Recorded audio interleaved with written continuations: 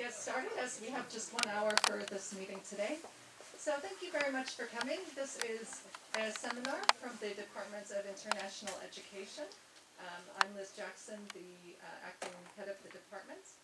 So today we're very pleased to welcome Professor Anatoly Oleksiyenko, who's a new joining member of our department, to speak on internationalization of higher education, rethinking theory and practice in times of global crises. Professor Anatoly is well known to some of us. He was at the University of Hong Kong for 10, 11, 12 years, something like this. He'll tell you more about his story. He has extensive expertise in the area of higher education around the world, focused on Asia, Eurasia, Europe, and related areas and contexts. He was the director of the Comparative Education Research Center at the University of Hong Kong for the past few years, where he published this book. Some of you are familiar with the center with this logo here. Many of us from international education have been part of the Comparative Education Research Center before. So I will let Anatoly share more about his story as he wishes to throughout this session. It's just 1 hour. So he's going to speak for about 35, 40 minutes or so, and hopefully leave some time for questions. So please join me in welcoming Professor Oleksiyenko. Thank you very much, Liz. I'm delighted to be here and join this wonderful faculty in higher education and international higher education. And I'll tell you why we are doing great in international higher education. So I was born in Ukraine and then educated in Canada and the UK, and I spent a significant period of time here in Hong Kong. I love this city. I love the culture. I wish I could be better in learning Cantonese and learning about this culture, but at the same time the process is still going on, and let me explain how it has been evolving for me and what exactly I see as a perspective for Hong Kongese researchers as well as for professors and students involved in international higher education.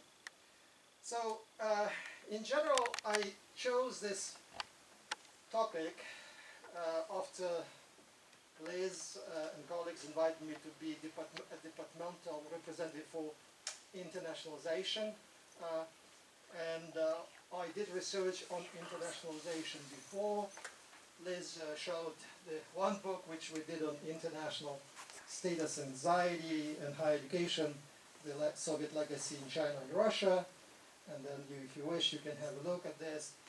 And then there was another book, Global Mobility and Higher Learning, which is published by Routledge and had an award from the Comparative and International Education Society.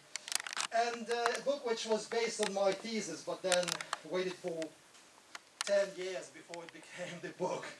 And this is kind of an encouragement for doctoral students who think that when you work on your thesis, just think in a long-term perspective in terms of how you can engage that knowledge through your career and publish a book in the long run anyway. So this particular talk was encouraged by two crises. On the one hand, COVID-19, which affected everyone everywhere, and the war in Ukraine, which affected me and my family more, but I guess is affecting everyone as well across the world as we become more conscious of the potential dangers of that particular regional war, which might kind of turn into the World War III. So my focus here is primarily on the problem of how we learn to be international. So global peace, trade and development do depend on international understanding, cooperation, and tolerance. And apparently after the Second World War and many other crises over the last 70, 80 years, we so that it is not easy to learn to live in peace and order, despite all those kind of multiple lessons that exist in history, in cultures, and we know them, we understand them. Or the question is, do we? Do we not know them, really? Do we understand them? The current mode of higher education urges us to be competitive. We talk about global competition. And global competition turns the international or internationalization into a rivalry, status anxiety, rankings, and resentment. As we can see from the stories of China and Russia, there is a lot of resentment about losing the primary spots and opportunities in global higher education.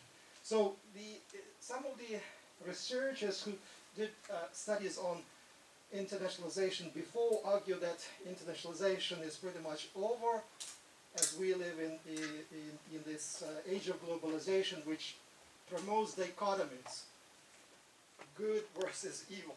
So pretty much about talking about this type of anxiety that drives us into that kind of mode of disbelief in good future.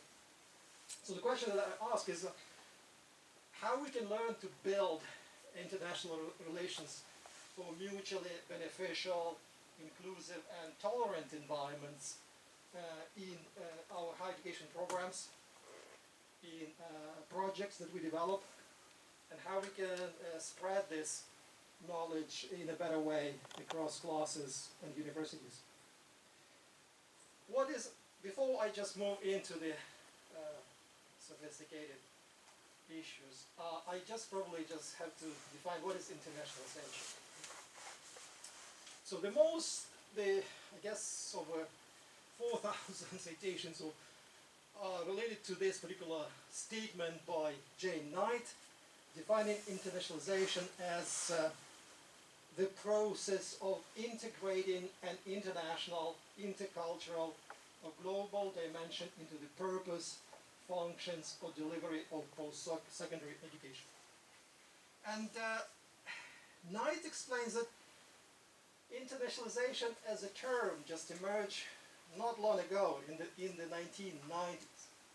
Before that, you can find in literature references to international or cross-border education, comparative education, global education. So the references are multiple. And if you look into the website of Department of International Education, you can see pictures of shots taken from our department, right? So we are the embodiment of internationalization, international education, right? The question is, does that represent the whole University of Hong Kong? Right? Are we all involved with the same statements and representations of programs that we can see, like the Master of Arts in Global Studies and Education? Do these really represent the whole university? Or are these just islands, exceptionalities in the body of the curriculum that exists on this campus? So when you think about Knight's definition, it primarily refers to institutional agency. And it talks about, campuses like EDUHK or University College London, these magnificent campuses with beautiful architecture, people working in different departments, teaching, doing research, managing programs, and so on. And the institutional agency as such is sometimes an invisible representation of what we see in higher education as being internationalized, right? So that's why in the end you can argue that those numbers you can see in terms of agreements signed, in terms of publications made in international journals, are important to really tell the story of the institution. here are the two maps that I enjoy to see, and I hope Dean McFarlane will be able to give us, will find time to give us a talk someday on this cartography in higher education. Well, you can see that internationalization as such belongs on the policy island, which is a good assessment in terms of what it is. And it was in 2012, so the publication was made in 2012. If you look into where it goes now, there was a tribe living in this part of the policy island, which began actually to move to the teaching and learning island. And so in around 2015, 2016, you begin to observe a number of publications growing on internationalization of teaching, internationalization of curriculum. So little by little, you can argue the institutional agency as such is not the focus anymore.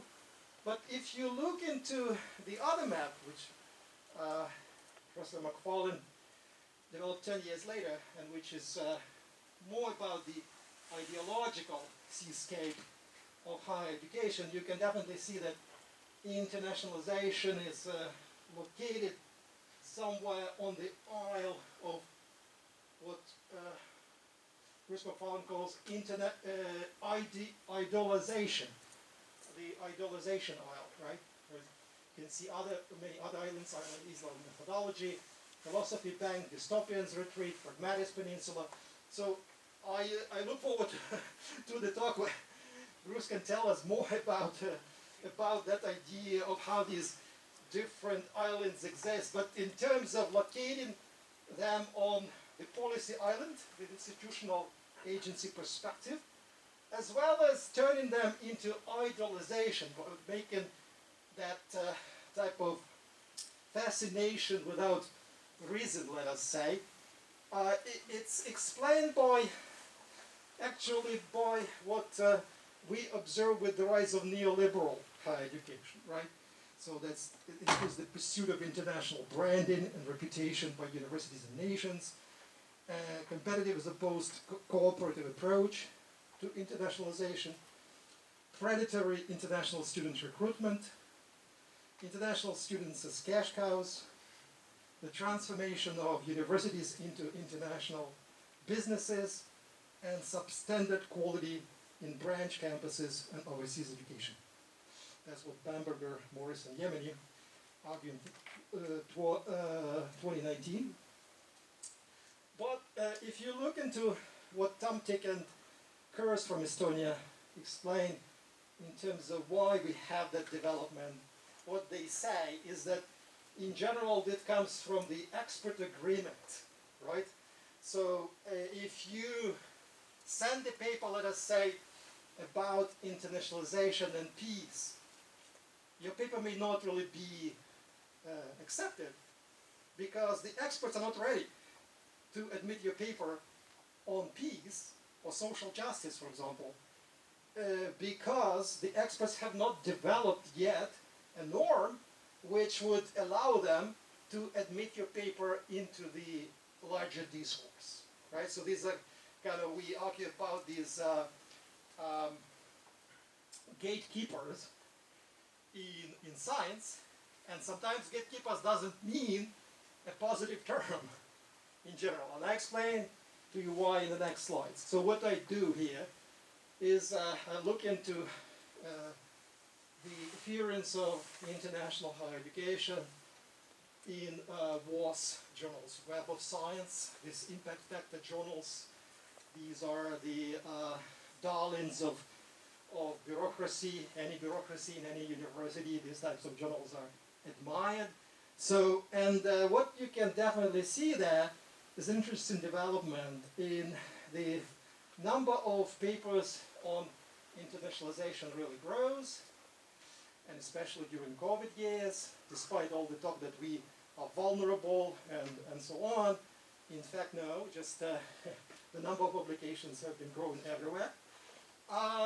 In most cases, the internationalization research is focused on education research, but also can be located in management and language and linguistics. And what is amazing, I looked through a number of categories. Education, University of Hong Kong has been doing real well in terms of the institutional representation of this particular theme. And I should applaud the work of my colleague, Lo Yat-Wai, who is scholar and who's been doing most of the impactful studies on internationalization. In fact, so and most of these journals, as you can see, publication titles, the major journals in which they appear is Journal of Studies in International Education, Higher Education, Studies in Higher Education, Research and Development, and Compare. However, when I began to analyze the data by looking into keywords and trying to understand where we stand in general, right? So in critical years imply that in 1 year there would be more than 10 papers published. Then it becomes critical. So in general, you can see that in some periods of time, global competition becomes critical category in 2016, not before. Right, before that, we are trying to identify key terms like globalization, what is internationalization, how does internationalization stand versus globalization, and so on. But later there's kind of some talk appearing about global competition, international branch campuses, and so on. And when I look into internationalization and some major things like equity, ethics, war, social justice, peace, no, these are not there yet.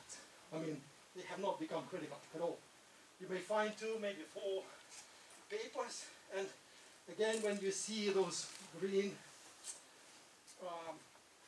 digits over there on Hong Kong, it's all EDU's, EDU HK's work as well. So this campus, this research group here, has been doing a marvelous job in that regard. And I tried to compare with the top 3, University of London, California system, University College London, and Hong Kong's university's performance in terms of when they entered the field for higher education versus international and higher education. This is a long kind of conversation, probably the slide which requires a seminar. So I will not be stopping here, but if anyone raises the question later, I'll be happy to return to this slide to explain to you why EDU HK has been doing marvelously well. Although it's the youngest university in Hong Kong, right? But it's published most of these papers. It was performing quite well in education in comparison to Hong Kong Poly U or Chinese U. Hong Kong U is still ahead of everyone, but in general, if you look in internationalization, 30 in all fields, 36 versus 31, 36 versus 30, EDU HK is doing an exemplary job here in Hong Kong. In terms of co-authorship, we can argue that EDU HK still collaborates most with universities in Hong Kong. Most of the co-authorships are really related to sister institutions here in this jurisdiction, as well as in China, like Beijing Normal University, or in Singapore, like Nanyang Technological. But then you can see also those kind of highlighted areas. These are universities in the UK or in the US. So there are still on the list universities of Oxford, UCL, Columbia University, Harvard University, McGill. So you can see a number of publications over the years that EDU HK scholars did together with their colleagues elsewhere. That was something that, which I said, the darling of institutional management, these impact tech journals, which do not include these books, which played actually a major role in pushing the field, like like pedagogy, for example, Critical Explorations of Pedagogy and Policy, was published in 2005. And these are publications by, all of these are publications of Comparative Education Research Center at Hong Kong U, in which my colleagues, Professor Bob Adamson and Professor Mark Mason and Professor Liz Jackson, they all were directors of this center, and I guess some of the books were probably published at that time. I can see Bob's publication, which is 10 years old now, and Mark's on change in education. So in general, what was interesting to see here for me was that the book which was published on pedagogy appears in 2005. In the WARS journals, the critical mass or the appearance of the theme in general, internationalization of curriculum as such, appears only 10 years later. And that actually is very representative of what happens in the studies of higher education.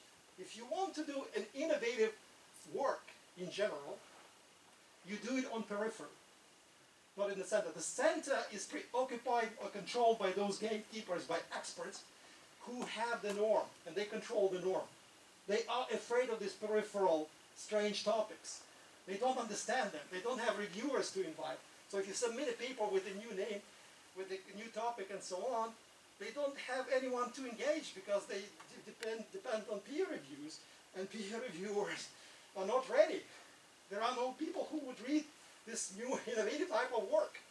So what you really do, then you publish it through a comparative research center, comparative education research center, and pretty much push the boundaries of studies internationalization somewhere on periphery. That is interesting kind of discovery. The forces that push the changes in the studies of international higher education are technology, trade in services, and mega investments.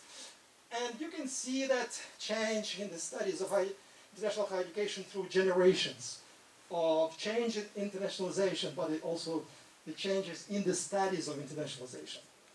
So in the 90s, the primary key topics were primarily studies of English, international associations and societies, fellowships and scholarships, but then with the growth, with the development of technology, ability to engage digital equipment, the lowering cost of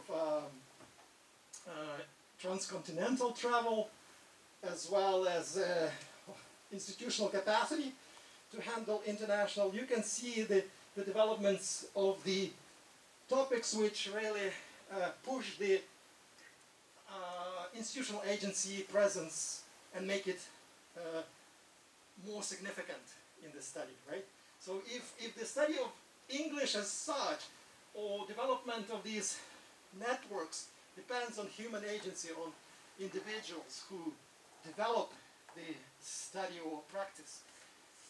In the later generations, where branch campuses emerge, all these international triple helices emerge with developments of international collaboration between university, government, and industry.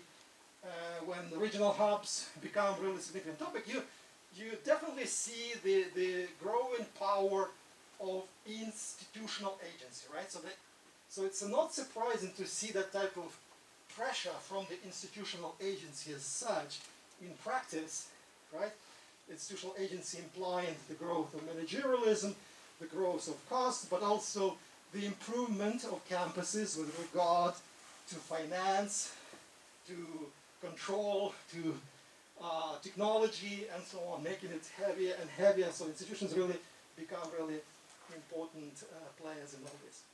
So, but in what happens if you analyze the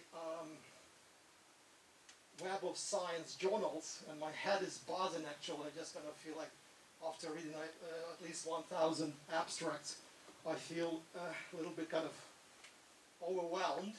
But what I can say, it is preliminary, type of finding is that the previous studies put too much of the emphasis on structure, right? Again, because of, I guess, the institutional agency, because the presence of institutionalism in the studies and so on, and little emphasis on agency, on ability to engage the human being, the person who should take responsibility, express freedom of how they do it and what they do in the whole context of internationalization. So the agency has been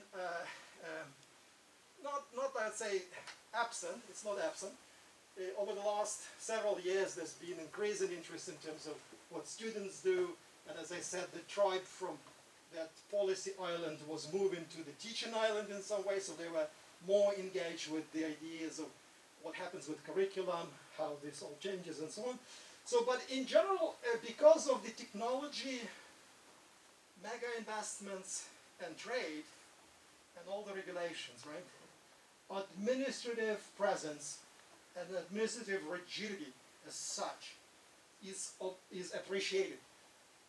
And it's about competition involved, because the competition says that, you know, look at what those big countries do, and we are behind. We have to compete.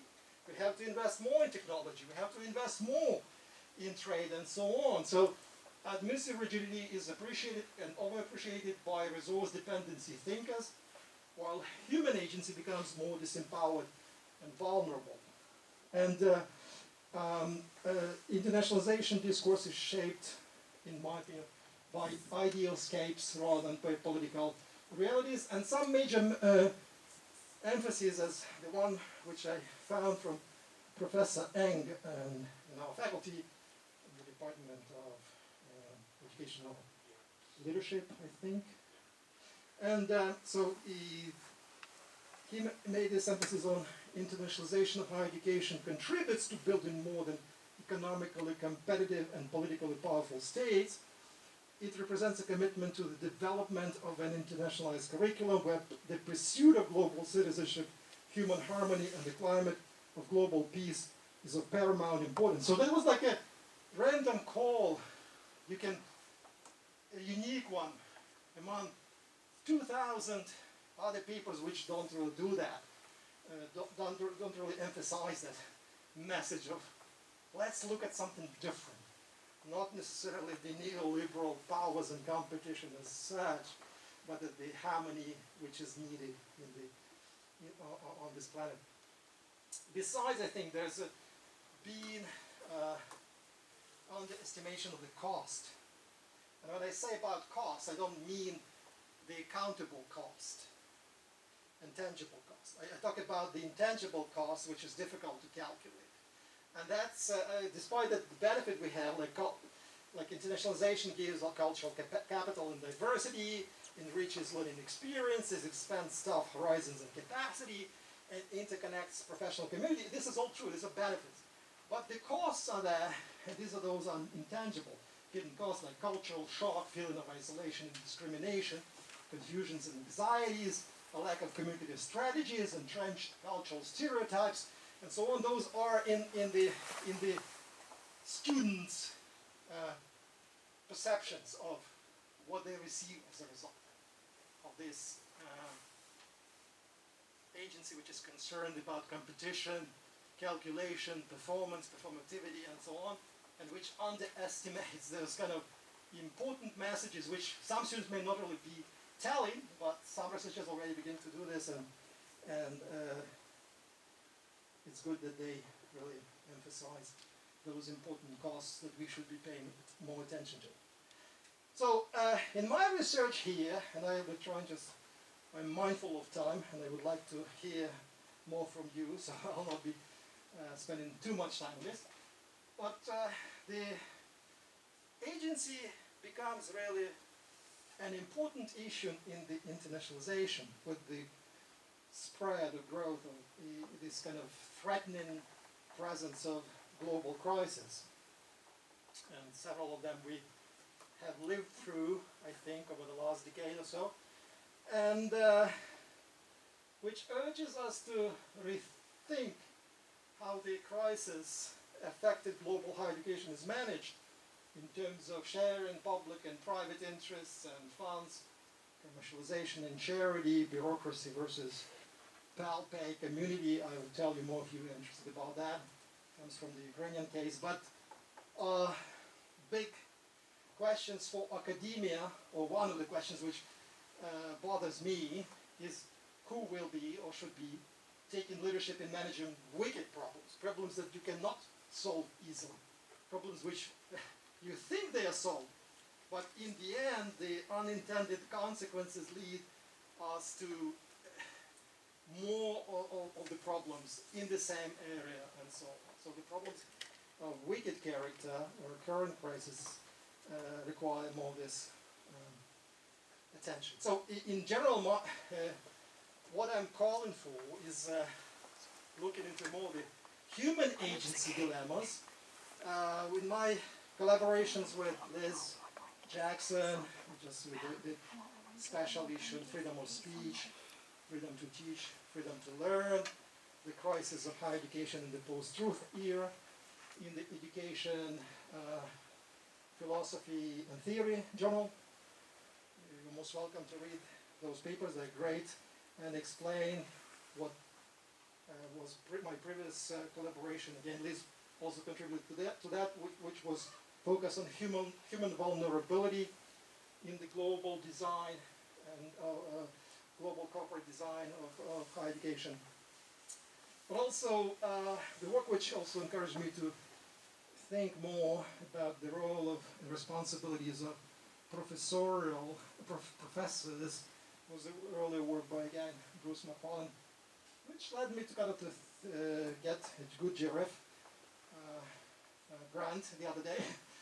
But although I placed intellectual leadership in the post-Soviet context, and that's about us as academics in terms of what we do, how we do it, what are our freedoms and duties, and how much of that kind of leverage we have in different roles that Bruce suggested we should play more in the neoliberal context of higher education. So human agency becomes really important, and in my studies I focus on these tensions between institutional agency and human agency, and one of the recent publications relates to global crisis management and how education, while involved researchers from the global south, from Uganda, Colombia, Cambodia, India, and Ukraine, because I see Ukraine as well being somewhat related to global south in terms of how it manages resources and so on. So what several lessons that I see in this process is that countries in global south continue to achieve more through tighter coupling of their institutions as human agency continues to be under-resourced and under-empowered. Faith-based organizations create more synergy.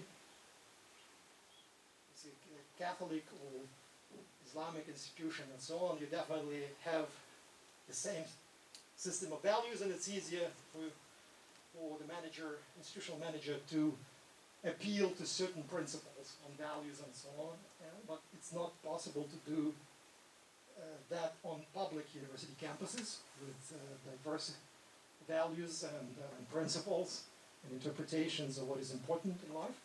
So, but in general, what the study also suggests that the global south really learns better when it learns together. Right? So kind of learn from each other, looking into each other, into each other's case, presents a significant opportunity for these countries.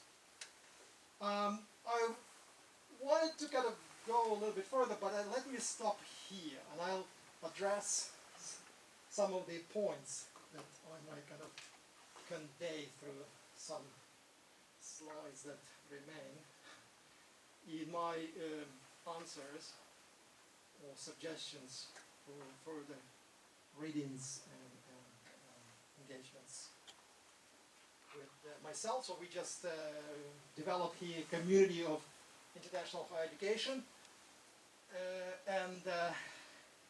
If any one of you would be interested in some way to connect, you are most welcome to approach me by this email address. And I'll keep you informed about developments in higher education or seminars in higher education, so I'll be happy to do that. I know that several of doctoral students or people who look into opportunities to study in doctoral programs wrote to me before and asked if they could apply under my supervision and wanted to consult with me. I'll be happy to do that as well. So please get in touch by this email. So, and thank you very much for listening to the introduction.